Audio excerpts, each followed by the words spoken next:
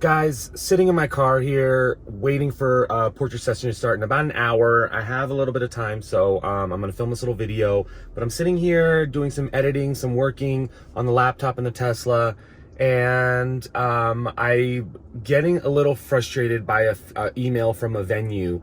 And after kind of talking to a few other photographers who have shot at this venue locally, it brought up a really good debate, a really good question source that we're going to talk about. So what I want you guys to think about before we get into it is, you shoot a wedding, you shoot an event, you shoot something that you are hired for at a venue, at a park, at whatever. Does the venue or the park own those photos that you shoot just because you're shooting on their property? Let's talk about that right now.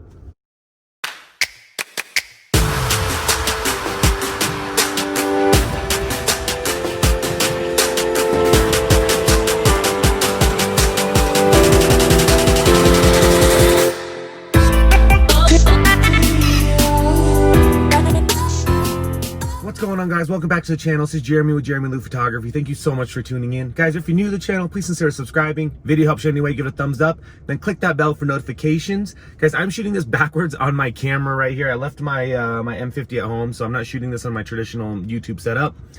So if I'm cut off in any way, I am sorry. I have no idea. Actually, let me check real quick. I think that's good. I'm looking in the rear view. So I think it's on a wide lens and it should be good. UNR is packed right now. So guys, this video is about exclusivity, and we're starting to see this a lot. So there's a couple venues in town that I know this is happening with, and it's really frustrating. So I'm an independent contractor. When I shoot a wedding, I get hired by my clients, right? The bride, the groom, the mom, whatever, hires me to shoot an event at their wedding.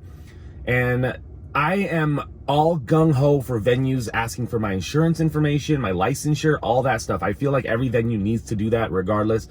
If you're a venue watching this, please make sure that you are asking professionals for that information, and not only weed out the unprofessionals, the people that are doing this as a hobby that can injure or hurt somebody, but it also gives me a little bit incentive to have this business license and insurance and make sure that I'm doing everything legit for my business.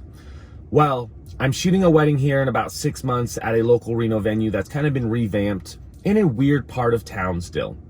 This venue sends me a contract for the venue. And you know, guys, when I shoot weddings in, let's say, LA or Vegas or something where it's more upscale, you'll start to get these contracts where, like, hey, you can park here, make sure you have this, make sure you send in your liability, your insurance, your licensure, and all that stuff. And I'm used to that. What I'm not used to is signing off a paragraph that says anything that you shoot on our venue becomes our property and we own full copyright of that image or of your work. Guys, that's a red flag. That's a huge no-no. And here's the situation I'm in right now. If I say no to this, I might not be allowed to shoot at that venue, and I might not be able to shoot this wedding. And the other issue I'm running into is I go to their Facebook page and they have tons of images of all these other photographers that I've known who have, some have said they've signed it, some have not. But theoretically, all these photographers are giving up their full rights to shoot at a wedding. And I don't know if they know what that means. Giving away your full rights means you don't own those photos anymore.